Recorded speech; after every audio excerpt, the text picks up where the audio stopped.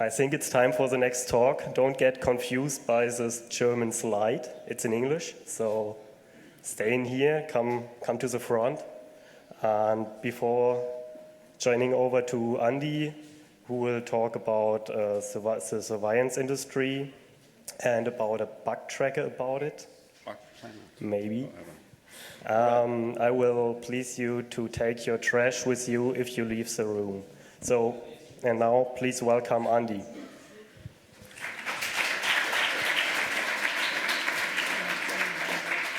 Right, to explain in English this confusion here, this is the letterhead of the papers that were coming from the raid of the Egyptian Ministry of State Security. All these letterheads have this, in the name of Allah the Almighty. Then it continues with investigations, the State Security Branch of Information Technology, Group Electronic Surveillance Department for Hacking. Originally, I wanted to have this thing, to have people singing it, you know, in the name of Allah the Almighty, Department for Hacking. But the Egyptian people I talked to said it's blasphemy, so, okay. I want to introduce BuggedPlanet. I think this slide needs to be switched off to probably view the slides from the beamer. Light technology, hello?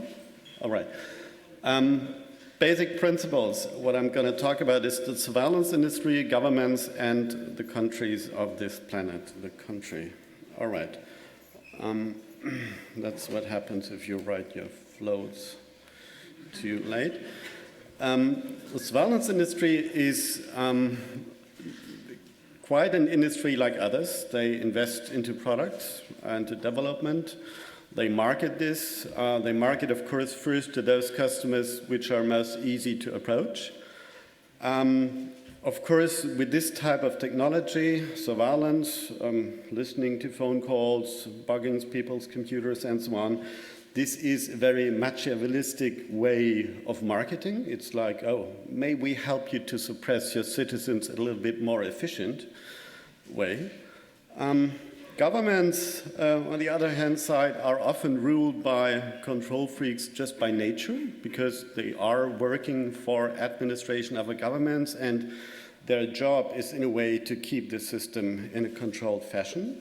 So while some of them do simulate democracy, the intelligence sector, often due to its secrecy surroundings, is very limited involved in the democratic process, because these people are not working within a controlled framework.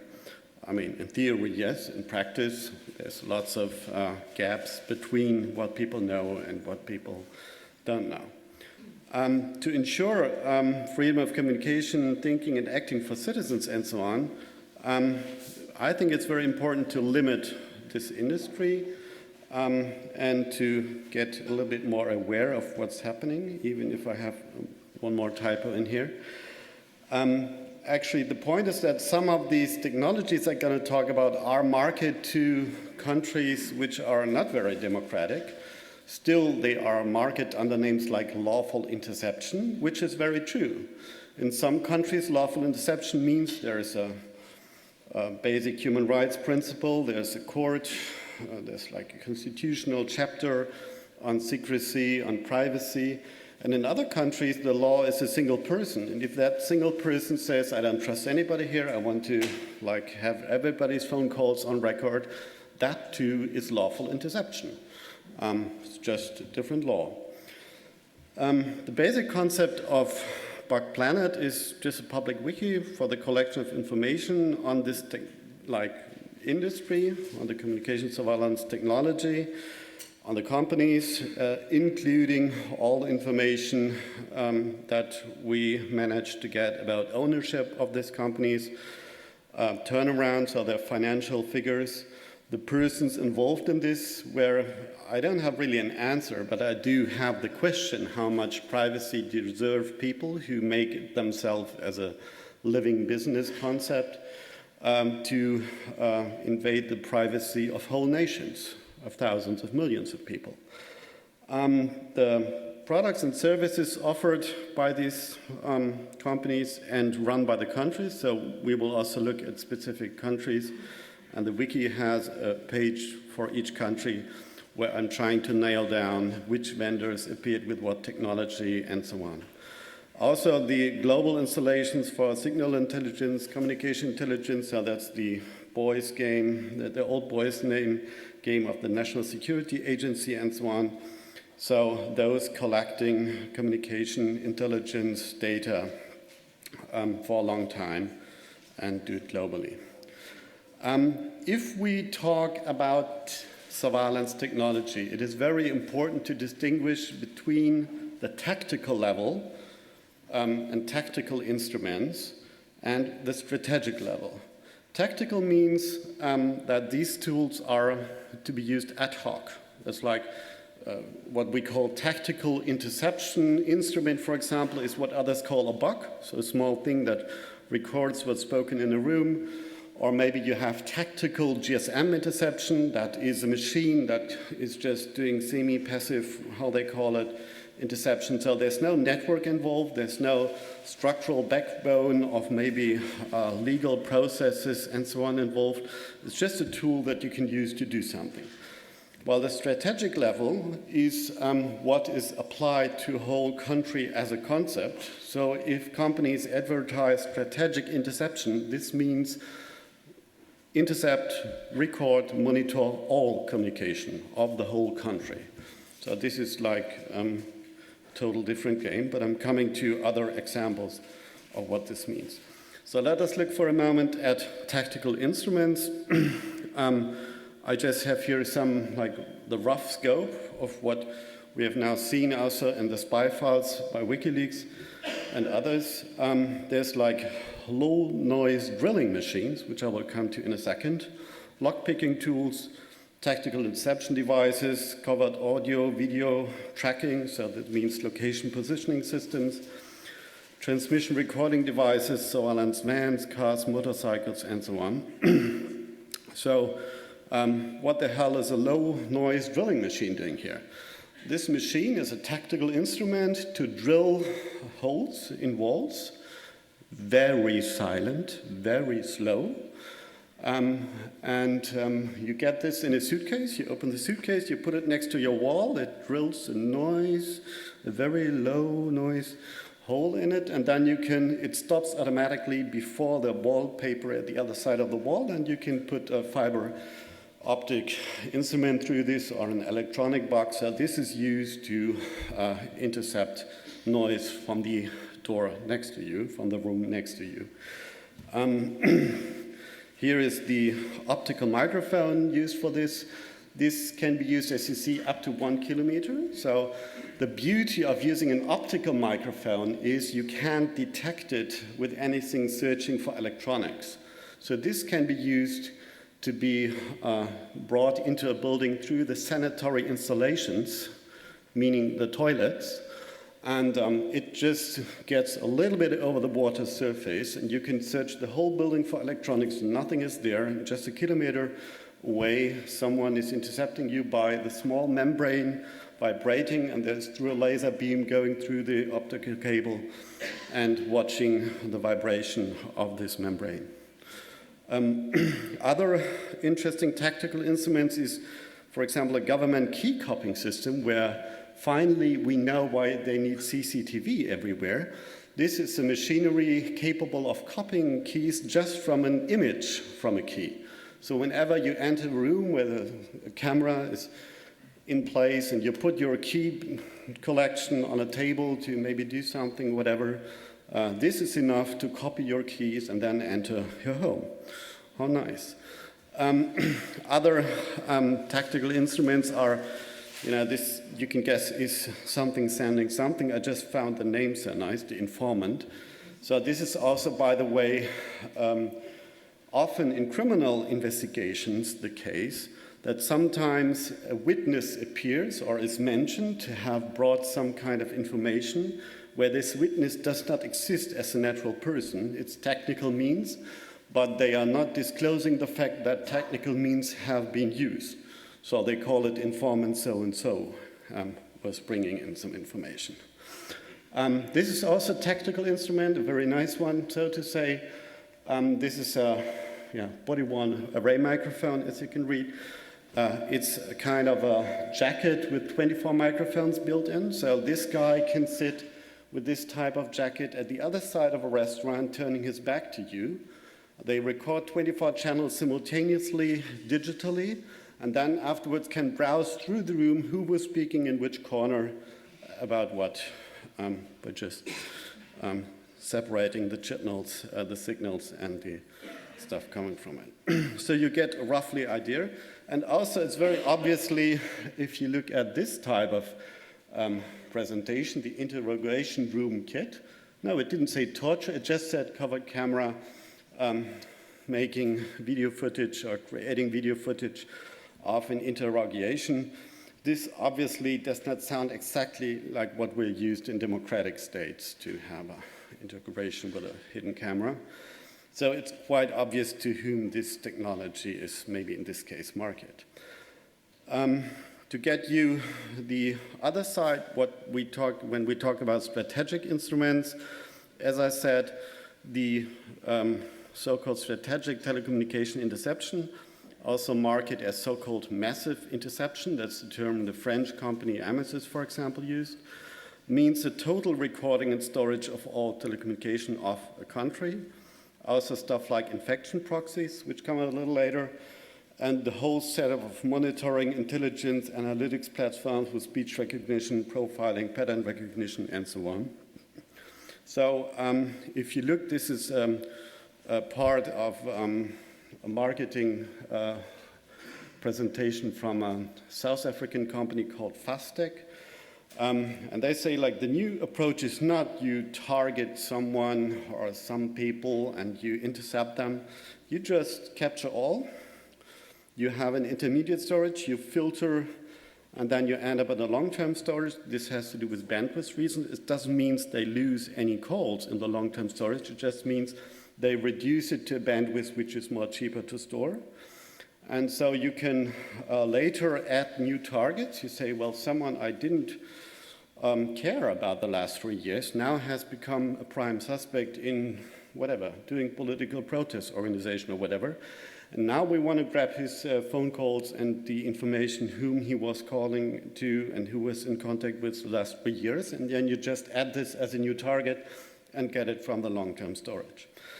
So I made a small sample calculation just to get over this little skeptical point in every one of us. Wait a second, you're talking about recording the whole telecommunication of the whole country over years? Yes, this is what we're talking about.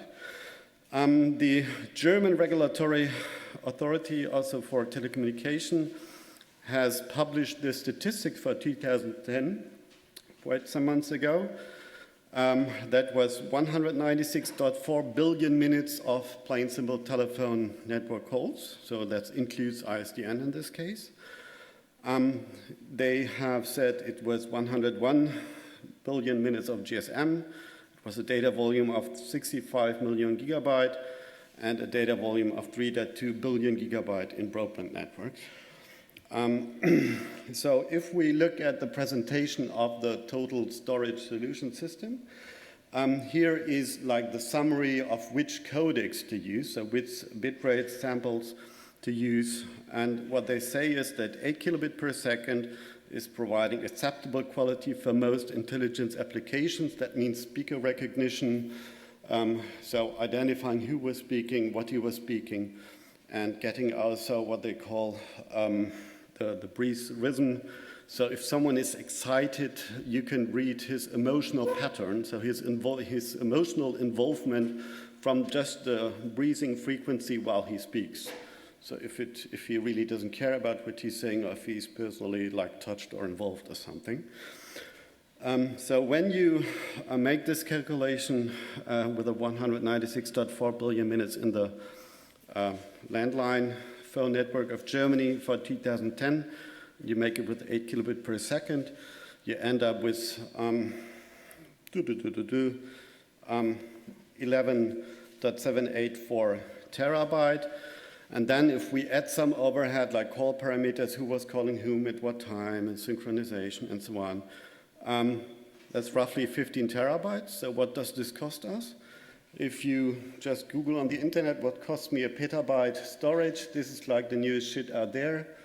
ZFS file system, all included, 42 UREC. You get it for $495,000, and you might get a discount if you buy a little more.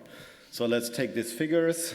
If we want 15 petabyte, we take 380,000 euro roughly per petabyte. That means we're talking 5.7 million euro. What is that compared to the budget of Bundesnachrichtendienst, of foreign intelligence, or to the military? That's like nothing.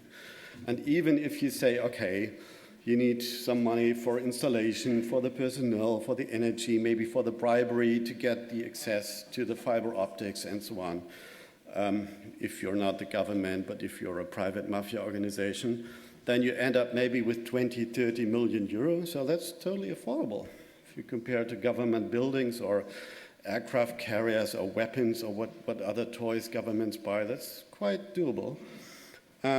In private enterprise point of view, okay, that's subject to return of invest calculation. So if you're bugging a country due to interest in their oil industry or whatever in specific contracts, dealings, tenders, that might make sense as well. So it's being done. It's probably done in many also European countries for quite some time now. You might want to have a look at the companies providing this. There's all their technical specifications out there. We haven't gotten their financial figures yet, so how many installations they sold. We know some of them, but you might want to analyze this for your own country. Another interesting strategic approach is a quite, I would say, new one. It's called infection proxies. That's part of this Finn-Fisher thing. Finn-Fisher is like a whole family of products provided by Gamma and Ellermann, two companies who are marketing front end for a lot of products from other companies. The specific component infection proxy, which in their language is called FinFly ISP, you will find in the WikiLeaks release also the advertisement video that explains this on a dummy level, is a tool to, which is here roughly explained. So what you can do is you can either put it to your, on the tactical side, you can put it inside an ISP to specific targets. So you could say you just want a few people. Or on the strategic level, you put it where your ISP is connected to other countries. This is the way it was done, obviously, in Oman and possibly in Turkmenistan, where the government had the idea that they wanted to infect, so meaning install Trojans to all computers that have connections with non-national other networks and use systems like Skype or whatever. So this is large-scale and scalable Trojan horse installation, so to say. While Ellermann and Gamma are more or less well-known companies, with Ellermann is a German-Swiss company, Gamma is a German, British, and also Lebanese. They have at least an office there company. Dreamlab so far was not known to be involved in this. They are a more or less security expert hacker-style run company in Switzerland, which were known to be involved in lawful interception. That's the normal stuff that ISPs and telcos need to provide to governments to allow tapping on request.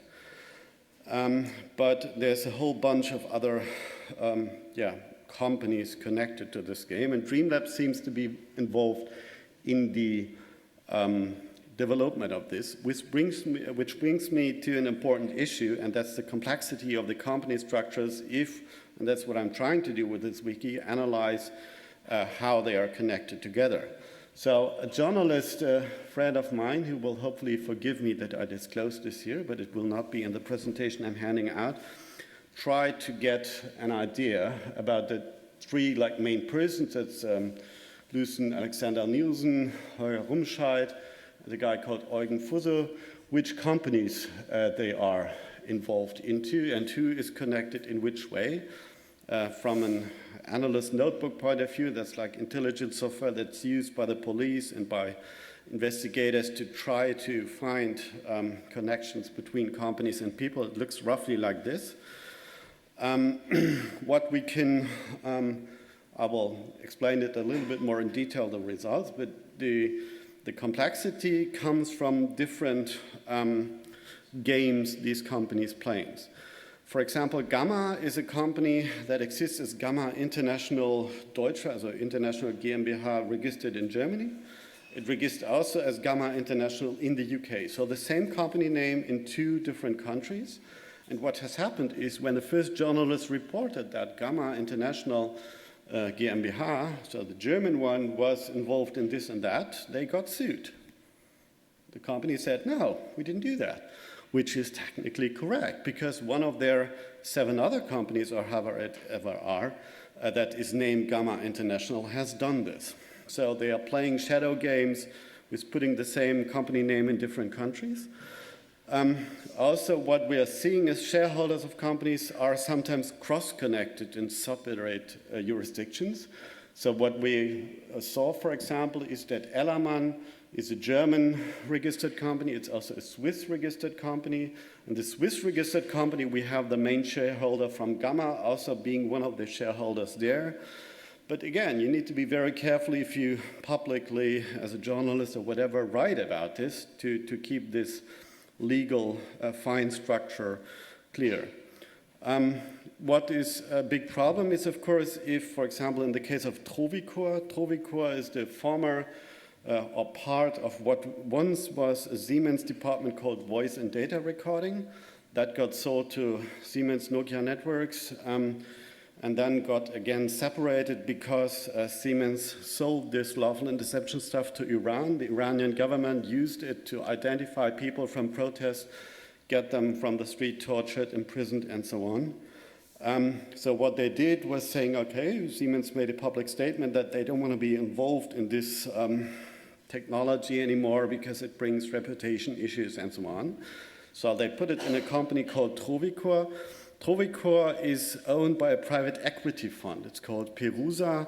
Perusa is a German, has a German administration office in Munich, but it's registered in Jersey, in Jersey somewhere. That is British Crown private ownership. It's not British, not United Kingdom.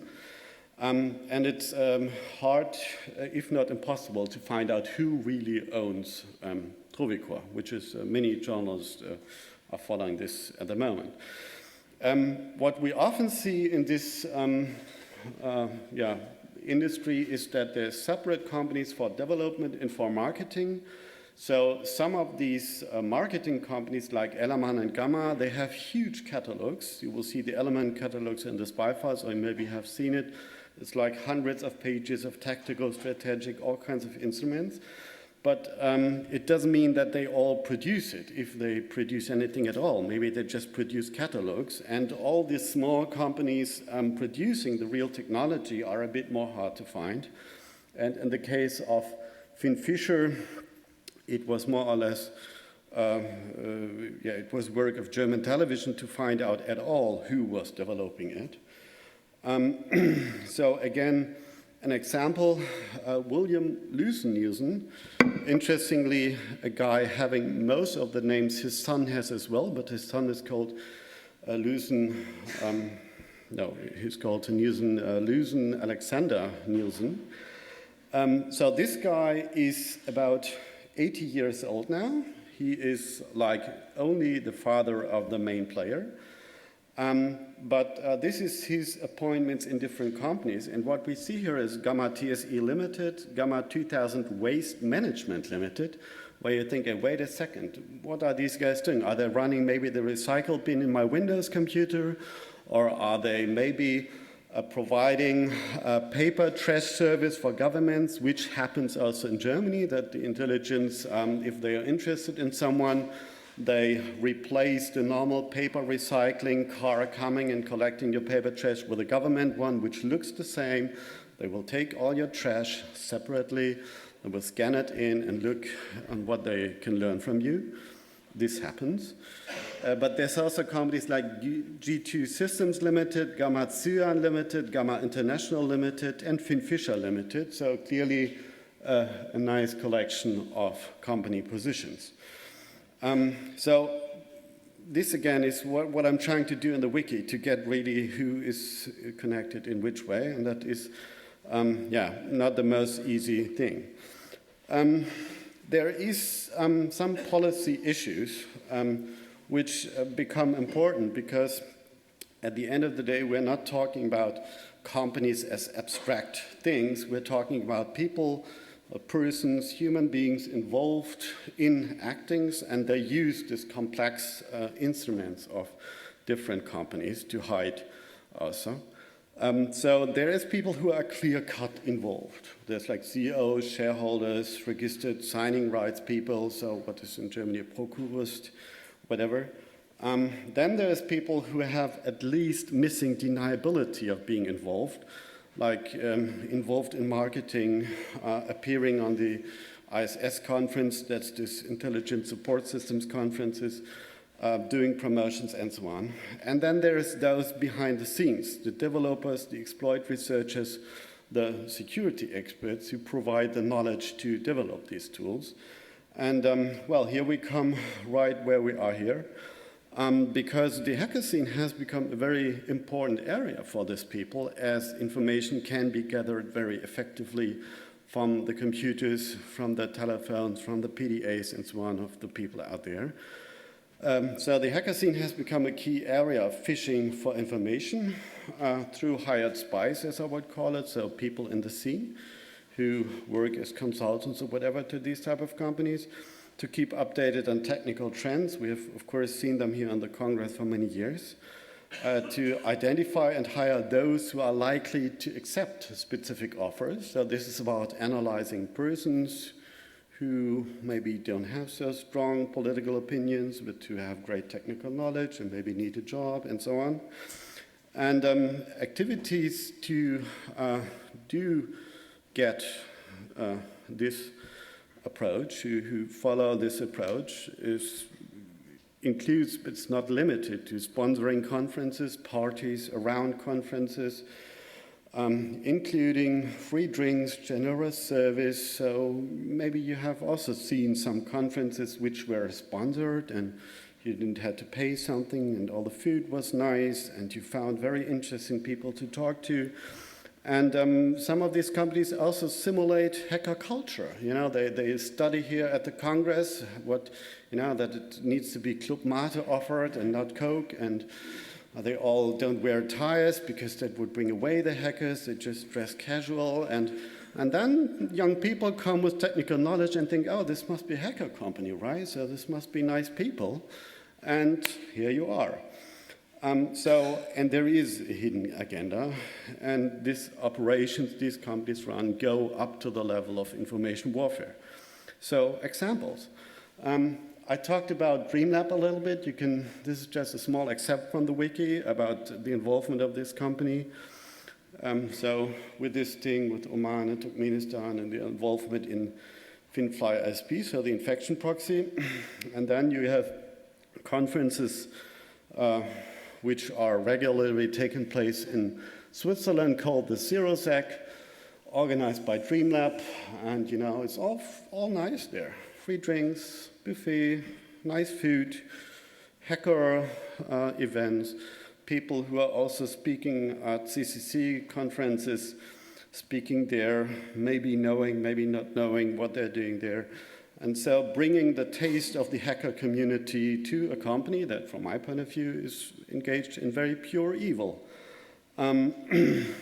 Also, on the ISS, which is a clear conference for this market, just recently, this year is December 2011, 7th, so that is like 20 days ago, we had in the track for law enforcement, interior security, and the intelligence community. So this is the closed track of that conference, which is only for the governmental people. We have Carsten Nohl from the Security Research Labs in Berlin talking about GSM and GPS defense trends. Oh, how nice. And he will speak just about 30 minutes from now on in room number 1 upstairs about defending mobile phones. So here's my question, is the enemy line here? Is this the enemy line that we are talking about with this 28C3, with this behind enemy line? Maybe it's straight there. So, I mean, what I can just say, if you're behind these enemy lines, get the fuck out of there, and please bring some data with you, as we want.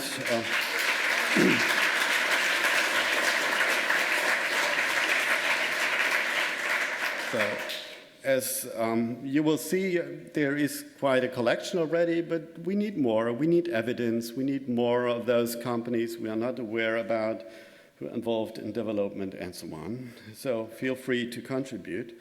The whole idea is to get like more people involved decentrally, to look what are the companies, maybe visit them also.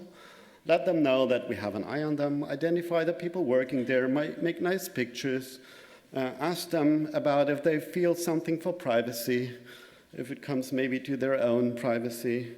So trigger them. Let's find out how they feel about this. I think it's very fair to address the people involved in this kind of stuff. So look where they're traveling to, identify their. That's, by the way, what we have been doing for months now with a bunch of journalists, like trying to find out who's traveling where, to find out where are the customers and where are possible people to talk to get contracts and stuff. Of course, it's very important to identify the legal framework. We have been talking about the idea of banning surveillance technology the same way encryption technology is banned. Indeed, encryption technologies to protect from surveillance of telecommunication cannot be freely sold on this planet. There's the Wassenaar Conference, and there's agreements because this is so-called dual-use goods, which can be used in a civil or in a military way. But if you're selling surveillance technology, interestingly, there's no export control. So you can sell whatever you like. There was a try from the Green European Party to get this restricted as well, but that was refused due to economic reasons. And this could have to do with the fact that some of the persons involved have at least previous governmental obligations. Maybe also some of these companies are not companies. Maybe this is just private branches of intelligence agencies who try to get into other countries. And this is, of course, a very comfortable way to get hired for surveillance, and then you get the data and also a little bit of money, and you know who's the guys running the shop and so on. So there is a lot more to be explored. Yeah, well, that was roughly it. I mean, I could now go into explaining, but I guess you can do that yourself. What you will find in the wiki. So there's a categorization so that you can go category persons. You will see there's already some people in there, about 205 at the moment. So, and then if you look at people, you will see whatever we know about them, where they're born. The date of birth is always very important if you're researching people, because you might find people with the same name and you need to distinguish them, where they have been appeared, where they have previously been working, and so on. So the idea is to make these people trackable and get the whole discussion also to a level where you can look in a country, if you look at Syria, for example, that you see, okay, who's the ISPs, who's in place, and which companies appeared. We have tracked down about 5 companies in Syria at the moment with different, with all the articles and so on. So to create, this is not an intelligence operation, this is pure public service for the public domain, so to be able to track down. And of course, all the companies then are here linked with the articles, and you can get to the companies and where they are and which people are there. and what we know about them and what kind of information we have about them and so on. So what I'm trying very hard to do is to distinguish between what we really know about a company and what we maybe know but can't prove, because everything of this will be, if it comes heart to heart, subject to legal battle. So the idea is to distinguish and put everything which we can prove for the moment in a section called Unconfirmed Rumors, to say, well, you know, we've heard this, we can't prove it, maybe it's true. Let's look for some evidence. But don't pretend to know stuff that we don't know, because that can be very dangerous. I guess the day will come that these companies will, you know, send their army of lawyers and look what is bulletproof and what not. Well, that was roughly the presentation. Maybe there is some more questions now from the audience, or maybe someone has better ideas on what to do with the people involved, or... Yeah, okay, we got people with microphones coming right away. Thank you.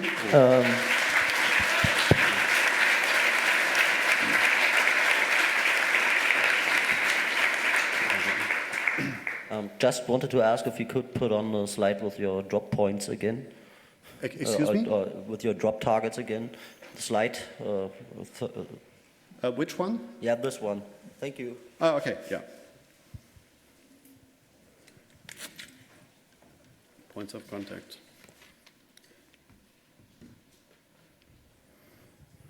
Is it a full-time job for you? No. Next to that, I'm a little bit member of the board of the CCC and running a company and doing other stuff. Now, this is like my hobby, but I found it very satisfying because there's so much work to do, and it's like you can put all your energy into such a wiki to, you know, collect the persons. I'm doing, I mean, most of the research, and that what I would also, if you guys want to help support or just want to research yourself, use Tor, use anonymizers, don't leave too much traces about yourself. Take care of what's called operational security, because we're playing here with people who are experts in targeting and in collecting intelligence about people. So there's a bit of security measures. No, this is not a full-time job, but I do spend maybe some hours per day on playing around with it and putting some energy that just comes when I look at this shit into something useful. I think there's a very possible danger that the companies and people you're targeting might try to inject wrong or misleading data into your wiki. What do you think of that? The point is that this is not an open wiki at the moment. I just accept there's some people helping with putting stuff in, but exactly because of this, we are like, it's not an open wiki, because that might be a problem. I mean, next to backup and so on, the information needs to be accurate, and that's why we're collecting, and whatever we can confirm goes into the section of the page called Unconfirmed Rumors. But indeed, what you will find here is most of the stuff is quite public. What I have been doing, there's like some great tools. If we, for example, look at this company who provided the Trojans for the German government, as public information, you can get their registered documents from the European, it's called, in this case it's Elektronische Bundesanzeiger, but it's the European company database for financial turnovers. It's a European law that all European companies need to put their financial turnovers into a database once a year, so we can see how much money they make per year.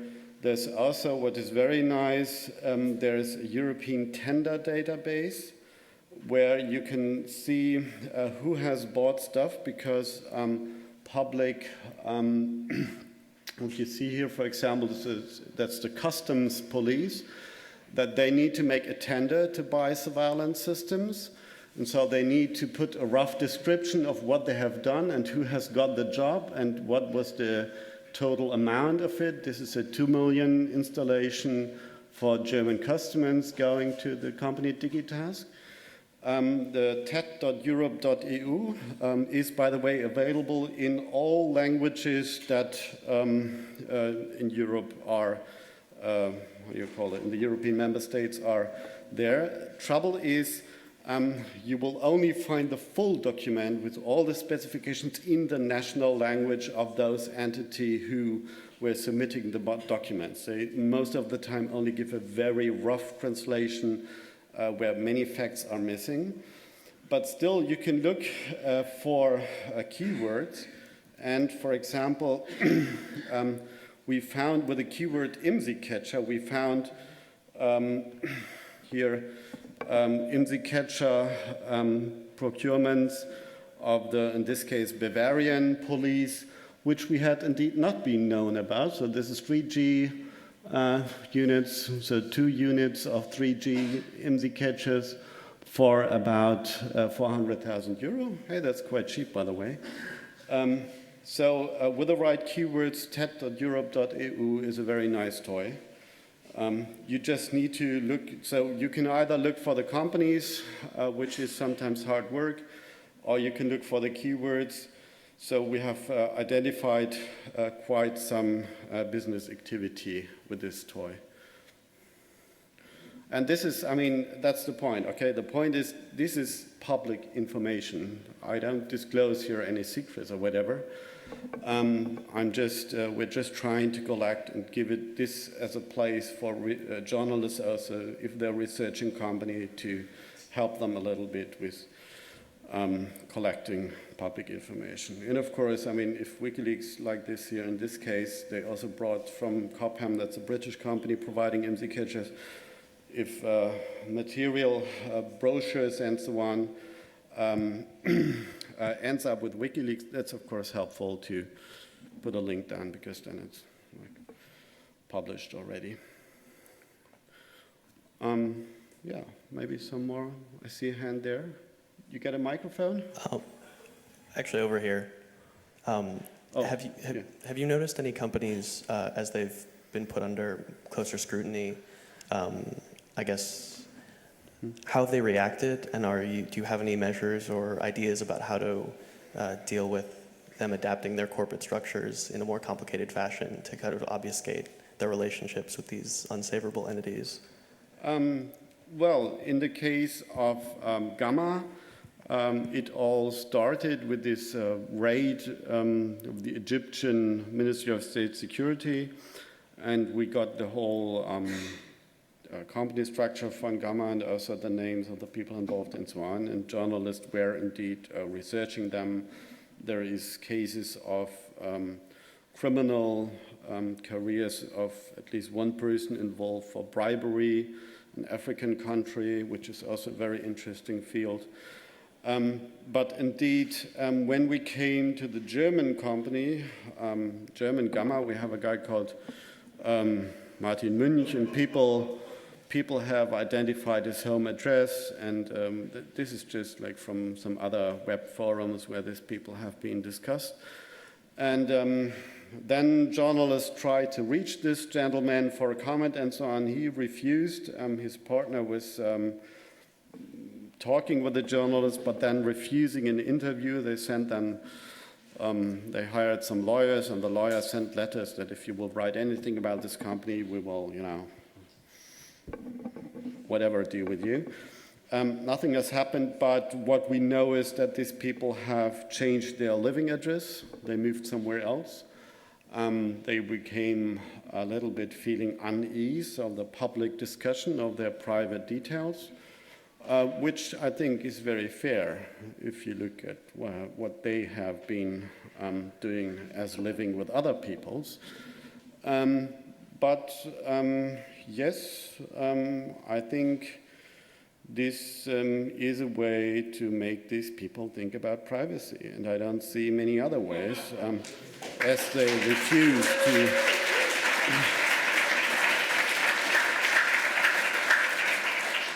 refuse to participate in the public dialogue. So that would be the alternative, maybe. So, but yes, this will be very interesting to see, but I mean, Gamma is already a company living in a very complex structure. If you try to find out where Lucian John Alexander lives, like in some of his companies, he's, and for the German tax, he's living in the United Kingdom. In some of his British companies, then he's living in Lebanon. So I'm not sure if the German tax company or a tax office will send someone to Lebanon, or the British will do. It might be that there is some tax reasons here for the complexity. Then actually we have his former company. He has been working for a very well-known German company called PK Electronics with lots of stuff. So Gamma is at least the most complex company structure I've seen so far, but it will be interesting to see on how they maybe will change to disappear again from the surface. That's a subject of the experience. So let's see. But I mean, at the end of the day, these guys want to make business, okay? And so that's where we get them. They advertise, they are in contact, they use distributors, but still they want to make money. So and if they want to make money, they need to be findable somewhere.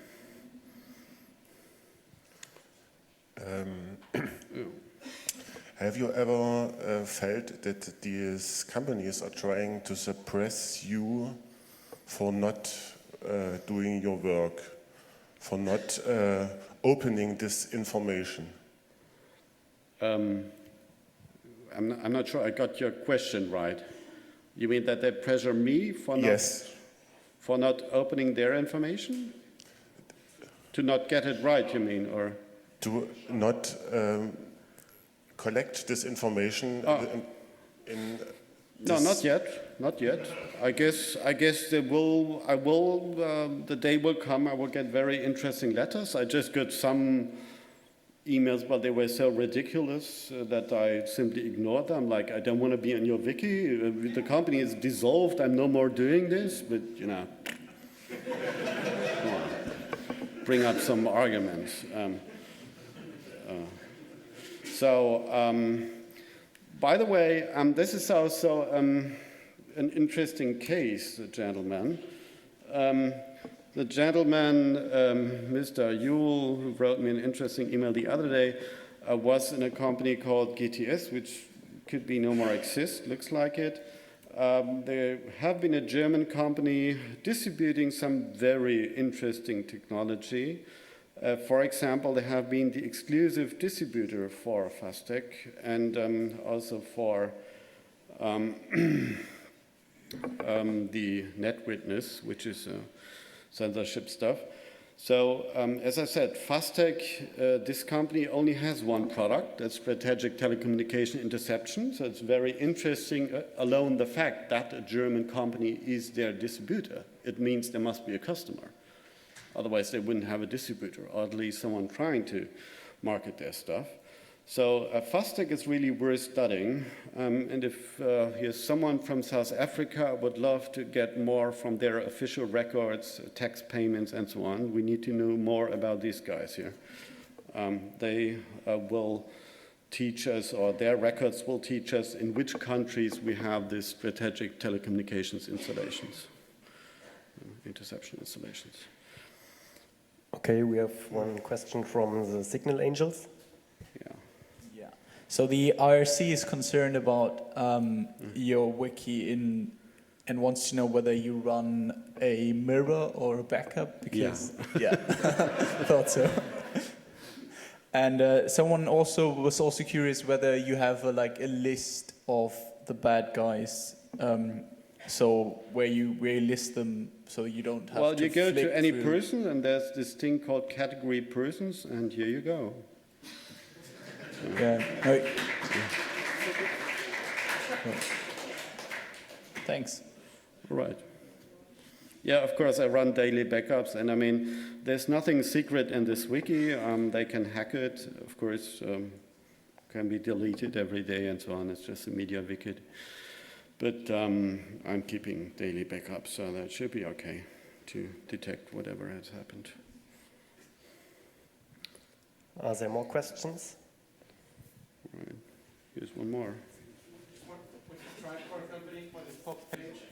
Excuse me? What was this Tribecore company again? Tribecore? Tribecore. Tribecore. Sorry, it's Tribecore. And you want to look at if you look at their ownership, you need to look for, that's somewhere here, for Perusa. Yeah, this one. That's the private equity fund officially owning it, with a Guernsey registration or whatever, doing all kinds of nice stuff, with confirmed activities in Iran, Bahrain, and Syria.